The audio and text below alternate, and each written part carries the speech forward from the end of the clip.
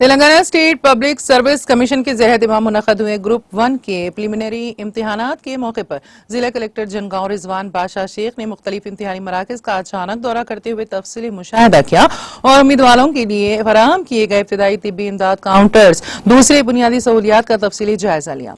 इस मौके पर उन्होंने बताया कि जनगांव जिले में 14 इम्तिहानी मराकज़ कायम किए गए थे, जहां सुबह 10:30 बजे से दोपहर 1 बजे तक खुशगवार माहौल में इम्तिहान मुनक़्क़द किया गया। मज़कूरा इम्तिहान के लिए जिले जनगांव से 2244 मर्द उम्मीदवारों और 1453 खातून उम्मीदवारों जुमला 3697 उम्मीदवारों ने ग्रुप 1 इम्तिहान के लिए दरख्वास्त दाखिल की थी।